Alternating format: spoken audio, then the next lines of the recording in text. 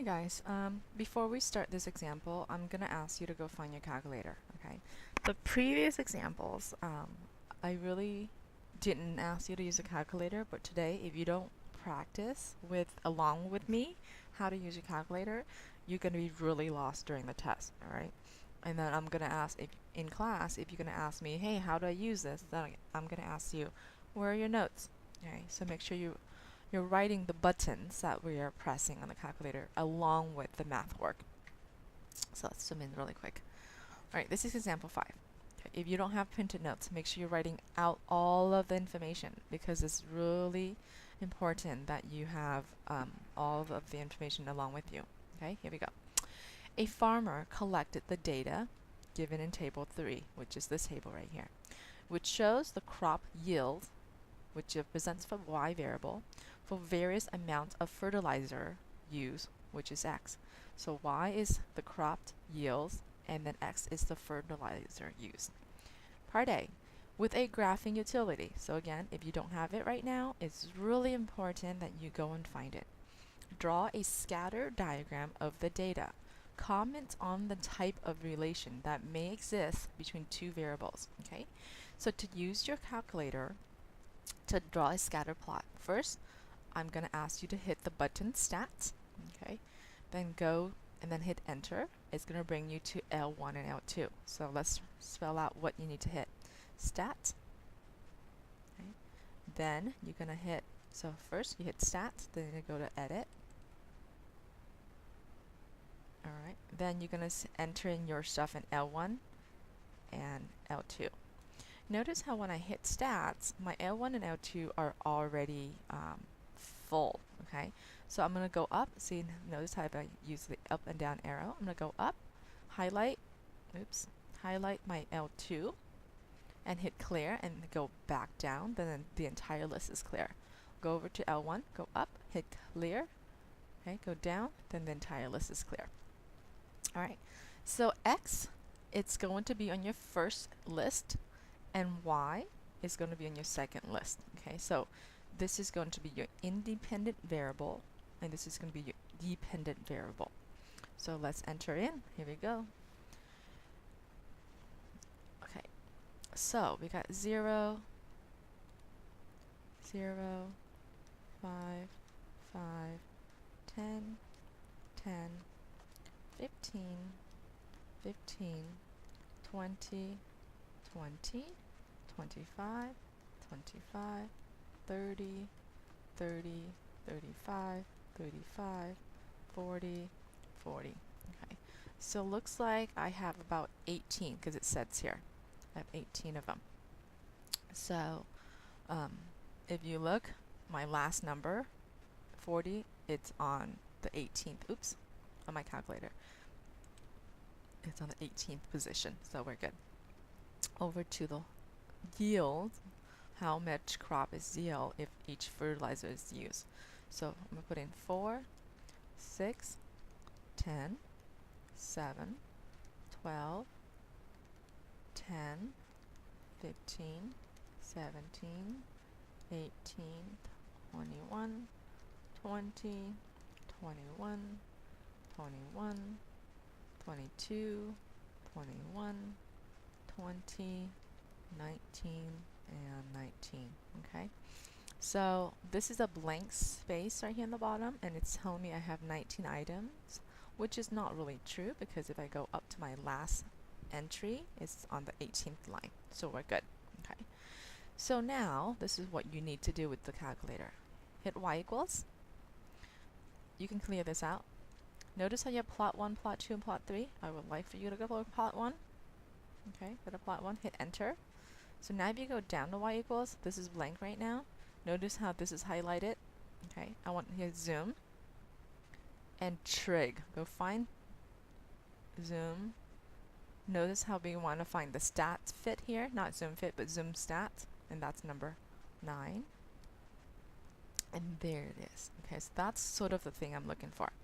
Alright, so once you entered it in, okay, once you have your data, you go to y, okay, go to y equals, okay, highlight, plot one. Okay. Then you want to go to zoom. So this is one of them. This is another one. Okay. Then you want to go to zoom. Then you want to do a zoom stat. Okay. And then that's how we find the window. It will find the window for you. Right. So let's look at the window that it gave us. This is your x. Your window should be between 0 and 40. This is your y. Your window should be between 0 and my largest y is it 22? 22. Okay. So it's pretty close. It's giving us negative to 44, which we have at 40. It's giving us 0.94 to 25. We only have the max at 22, so it's pretty close to what we should have. Okay. I don't need you to sketch this out here. I'm not going to have you do 18 dots, right? There's no need for that. But you can just tell me it's on the calculator. Okay. And tell me the buttons that you are using. We're going to use the calculator to answer the rest of the questions. So here we go. Use a graphing utility to find the quadratic function of best fit of these data. Okay, so it's telling us to find the quadratic. So we're going to go back to stats. All the information's already there. Hit stats. I want to go over to calculator. Okay, so calculation I meant. We have linear, which we all studied last year. Last year, some of us studied quadratic regression and cubic and quartic. Okay. So right now, we're going to go to quadratic regression. So go down to quadratic, and it's bringing us blank screen, and it has nothing here. So hit enter twice, okay? I mean, not twice, just once is good. So now, notice how it's giving it the general form here, y equals ax squared plus bx plus c. Then it gives you a equal. This is the value for a. It gives you b equals. This is the value for b that we're going to put in here. This is a value, so C, which is in here. Some of you have this and some of you don't. Don't worry about it if you don't, okay? I'm going to tell you why you have it and how you get it if you don't have it. This is telling us how good this data is. This is in percentage. This is 0.949, which is about 95% accuracy that this is the quadratic formula for it. Okay, so if you don't have this r squared and you want to get it, come and talk to me or just bring up the question at the beginning of the class. Okay. All right. So now I'm just going to write the information in my calculator. Okay, so remember, this section of notes is just as important to learn how to use your calculator.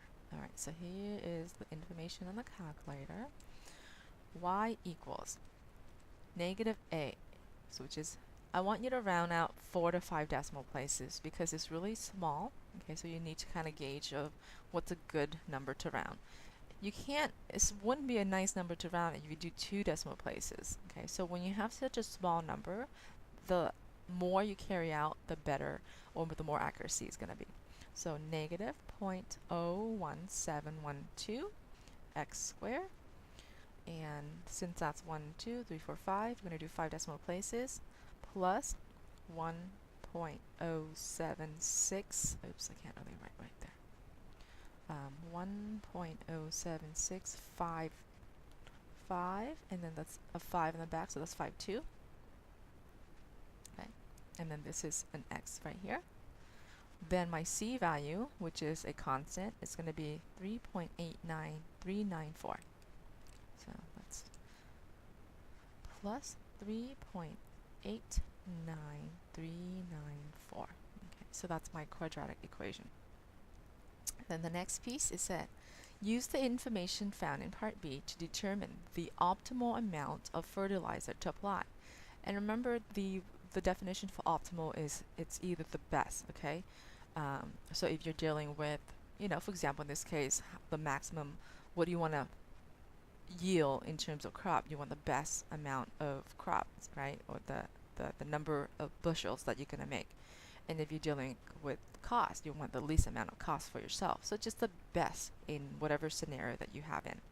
So what I'm going to do is go back to y equals.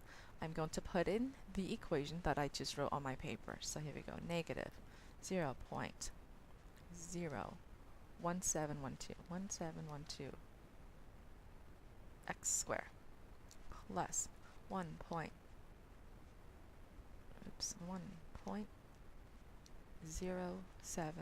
1.0652x. I want to make sure all of my decimals are correct. 1.07652x plus 3.89394, 89394. Hit graph. So now you have your curve of best fit, and it should be in the middle of your scatter plot, right? And I want to find, the question said, use the function part B to determine the optimal amount of fertilizer, and fertilizer is represented by an x value. So now I'm going to go second trace, maximum. Let's go somewhere on the left. That's my cursor, that looks pretty good. Hit enter. Somewhere to the right. It's really bright, there you go. Somewhere to the right.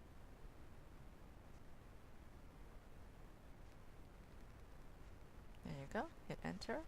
Do I want to guess it? Oops. I want to move it so you can see. Alright, so the optimal amount of fertilizer to use, it's 31, we're going to round, based on your data, it's all in whole number, so we'll round to whole number. About 31 pounds per square feet, okay? So we're going to write optimal amount of fertilizer to apply is 31, and the units of measurement is pounds per square feet. Okay, so LB per feet square. So this is your L, this is number 1. Okay, next piece. Use the function found in part B to predict the crop yield when the optimal amount of fertilizer is applied, which I don't need to do anything else. Okay, this is my X, which is the fertilizer, and this is how many bushels I'm going to get by applying this amount. So if you look at this, if I were to round to whole number, it's going to be about 21, okay, bushels. If optimal amount of fertilizer is used, about 21 bushels of crop is yield.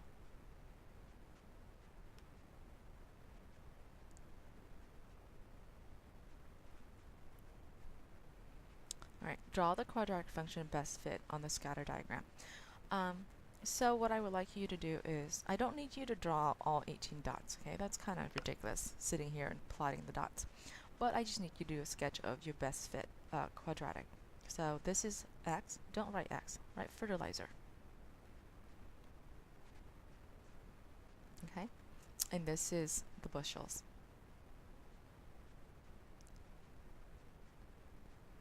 Okay. Oops, L, the bushel that was yield. And if you look at this, okay, we're going to start from when X is 0. When X is 0, I'm going to have it all the way to 40. So here's 40. And I'm not going to go to 0, because at 40, I'm going to be at 19 somewhere. So let's just say if this is when X is 0, Y is 4, so it's not at 0, 0, and then I'm going to go this way. Alright, so even if you use no fertilizer, you're still making some crop. And then this is the end of example 5, which is the end of section 3.4 notes.